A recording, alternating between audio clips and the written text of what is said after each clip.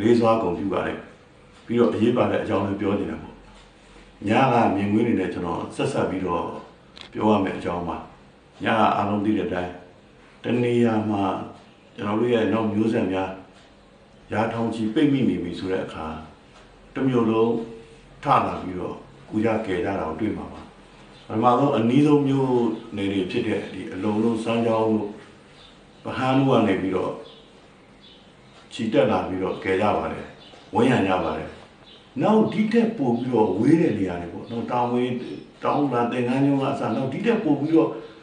ထပ်ဝေးတဲ့နေရာတွေကပါလူတွေဟာတခဲနဲ့ထွက်လာကြတာဘာဖြစ်လို့လဲဆိုတော့သူတို့အားလုံးရဲ့စိတ်ထဲမှာဒီ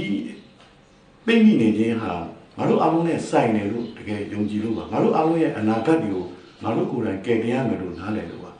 အဲ့ဒီထဲမှာအမှန်တန်ဝေးတဲ့နေရာတွေကနေပြီးတော့ထမိန်တိုလိုစီးပြီးတော့လမ်းလျှောက်သွားနေတဲ့မိမကြီးပါပါတယ်တကယ်အမျိုးသမီးတွေလည်းပါတယ်ဆိုတော့သူတို့အားလုံးဟာကားရရမရနေတဲ့ခြေလမ်းမောင်းတွေကိုမြန်မြန်လမ်းပြီးတော့ရတော့ကယ်မယ်ဆိုတဲ့စိတ်နဲ့သွားခဲ့ကြတာပါဒါလူတိုင်းလည်းတွေ့ကြမှာပါအဲ့တော့ဒါကြီးကတော့ကျွန်တော်တို့ရဲ့သမိုင်းမှာအမြင့်မားဆုံးရလိုက်တဲ့ပြည်သူညီညွတ်ရေးကြီးပဲ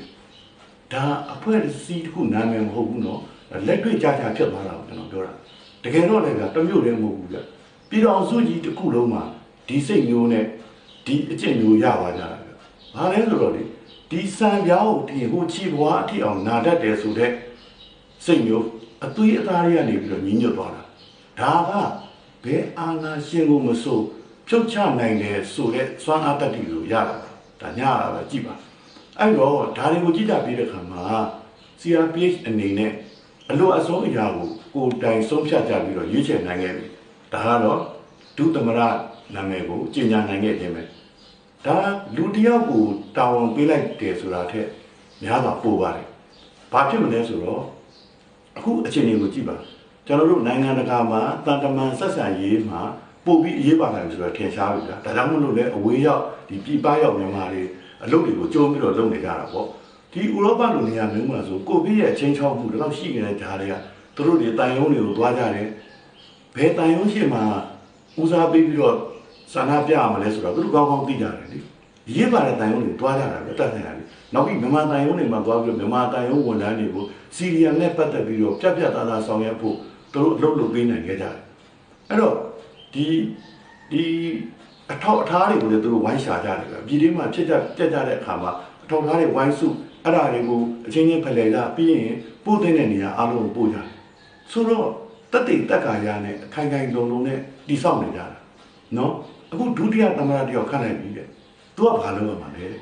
ဒါမေးကြရှိတယ်သူကသမ္မတတယောက်ရဲ့တာဝန်တွေကိုကိုယ်စားထားဆောင်တယ်သူနိုင်ငံတကာနဲ့ဆက်မယ်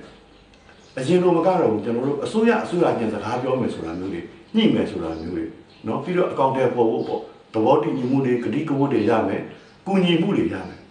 အဲ့ဒါကြီးအတိမတ်ပြုမှုတွေအားကောင်းမှုတွေလိုပါတယ်အဲ့ဒီကနေဆက်သွားအဲ့ဒီဒုသမ္မတဟာသမ္မတကိုစားတာဝန်တွေကိုထမ်းဆောင်ရမှာပါဆိုတော့ဒီသမ္မတကိုဒီဒုသမ္မတကိုပြည်သူလူထုတွေကပြည်တွင်းရောပြည်ပကပါအားလုံးတခဲနဲ့ထောက်ခံပေးဖို့လိုပါတယ်အဲ့တော့ဒီနေ့အလို့အဆုံးကပြည်သူကိုအကာအကွယ်ပေးရမယ့်အရာလို့ကျွန်တော်တို့အားလုံးနားလည်ထားတယ်ဒီပြည်တော်စုရဲ့တချို့သောနေရာတွေမှာဒီတိုင်းသားလက်နက်ကအဖွဲ့အစည်းရှိတဲ့နေရာတွေမှာတချို့ပြည်သူတွေအကာအကွယ်ရတယ်သူတို့ဒီစနစ်ဆိုးကြီးကိုဖြုတ်ချနိုင်မှုတဲ့စာနာပြတဲ့အခါမှာလုံခြုံမှုကိုပေးနိုင်ရတယ်ရတဲ့နေရာရှိတယ်မရတဲ့နေရာရှိတယ်ပေါ့ဗျာဒီလိုပဲပြည်မမှာလည်းပြည်သူတွေဟာမရကြတဲ့အခါကျတော့ဘာလို့ရလဲအချင်းချင်းကာကွယ်နေရတယ်ဒါညအဖြစ်မျိုးပြောတာဒီ social media တွေကကြည့်မယ်ဆိုလို့ရှိရင်အကုန်လုံးတွေ့နေရတာဘယ်လောက်တောင်မှတယောက်နဲ့တယောက်တစ္ဆာရှိကြတယ်မရအောင်ကဲထုတ်ကြလဲဆိုတာပေါ့အဲ့တော့ဒီလိုအချင်းချင်းတွေအကာအကွယ်ပေးနိုင်ဖို့လေအခုဖြစ်လာတဲ့ဒုတိယသမ္မတရဲ့ဟလာအမိန့်တွေကြေညာချက်တွေနိုင်ငံတကာနဲ့ဆွေးနွေးပြီးတော့ရတဲ့ရလဒ်တွေကနေပြီးတော့ပို့ကာကွယ်ပေးနိုင်အောင်လုပ်ပေးမှာဒါလို့ကိုလုပ်ရမယ်ပြီးတော့လေအဆုံးသတ်တိုက်ပွဲအထိပေါ့ဒီလိုဖြစ်လာတယ်အဲ့တော့ CDM လုံးဝအောင်မြင်တယ်ဒါအထူးပြောစရာမလိုတော့ဘူးเนาะ social punishment လုံးဝထိရောက်တယ်ဒါလည်းရှင်းတယ်အဲ့တော့ဆက်ကြပါ CRPH ရဲ့နိုင်ငံရေးနီလာနေရာပို့ပြီးတော့ထက်လာရမယ်ပို့ပြီးတော့တွက်လာရမယ်ဒါသူတို့တာဝန်ယူရလိမ့်မယ်အဲ့တော့ပြည်သူအစိုးရကပို့ပြီးတော့ကျေပြတ်မှုလိုတယ်ဗျအခုဖွဲ့တယ်ဆိုတာဟာတကယ်တော့ ချက်ပြီးတော့ဖွဲ့အောင်လို့ဆိုတာအားလုံးသိတယ်အင်အားတွေစုအောင်မယ်အထူးသဖြင့်တော့ဗျာဒါတော့တိုင်းသားတွေပေါ့လက်နဲ့ကင်ရောလက်နဲ့မကင်ရောသူတို့ရဲ့ပူပေါင်းမှုတွေပါဘာလို့အာမခံဖက်ဒရယ်ပြည်တော်စုဖြစ်မယ်ဖက်ဒရယ်ပြည်တော်စုကိုတွားကြမှာဆိုတာအာမခံမယ်ဖက်ဒရယ်တပ်မတော်လိုအပ်တယ်ဒါတွေအလုံးမှာသဘောတူတဲ့အချက်လက်တွေဖြစ်တယ်ဆိုတော့ဒီလိုတွားကြတဲ့အခါမှာpolicy ကိစ္စကိုအဲ့ဒီမူဝါဒချမှတ်ရေးဆွဲတဲ့လူကတာဝန်ယူကြလိမ့်မယ်ပြည်သူတွေကအကောင်အထည်ပေါ်မယ်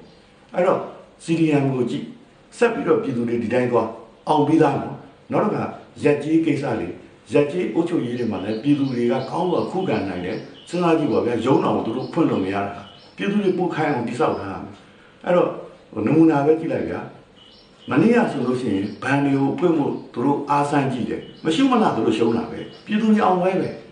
ရက်ကြီးရုံးနေဆိုတော့သူတို့ဖွင့်လို့တော့မရဘူးဒါလည်းပြည်သူတွေအောင်ဝဲပဲအဲ့တော့ရက်လက်ကထွက်ပြီးနေပြီနော်ပွဲသိခရာမှုချိန်ပဲလိုနေတာအဲ့တော့ပြည်သူတွေဘက်မှာပါတယ်ရှိတယ်ဓမ္မရှိတယ်အမှန်တရားရှိတယ်ပေါ့အသိဉာဏ်စင်ရင်တို့တရားနဲ့တတ္တိတွေရှိတယ်သူတို့ဘက်မှာလက်နဲ့ပဲရှိတာအတ္တမပဲရှိတာဆိုတော့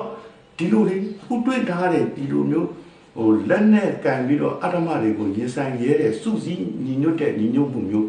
လူမျိုးမရှိတော့ဘူးဘာသာမရှိတော့ဘူးနေရာဆိုတာမရှိတော့ဘူးဒီမျိုးပေါ်မှာအတူနေသူချင်းကြောချင်းတက်ပြီးတော့ရိုက်ပေးမှုတွေ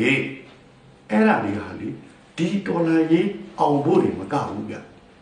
နိုင်ငံသစ်တည်မယ်ဆိုရင်ပါအဲ့ဒီအားကြီးနဲ့တကယ်တည်လို့ရနေပြီဆိုတာကျွန်တော်တို့တွေ့နေကြတာဒါလူတိုင်းနဲ့မြင်ကြလိမ့်မယ်ဒီအားကိုဆက်ပြီးတော့သွားကြရအောင်ပါနိုင်ငံသစ်တည်တဲ့တိကိုကျွန်တော်တို့အားလုံးယုံကြည်ထားဖို့ပါနော်ကျွန်တော်တို့ဒီမြမຫນွေဦးဟာကဘာကြီးရဲ့အေးဆက်မဲမောင်နေတဲ့အပိုင်းတွေကိုအနှွေးတန်းနဲ့အလင်းအောင်ပေးနိုင်ကြပါမယ်ပြည်သူတွေယုံကြည်ပါကြအောင်စိမ့်နဲ့နင်းတဲ့မြေဟာအောင်မြေပါပဲအရေးတော်ကိုအောင်ရမည်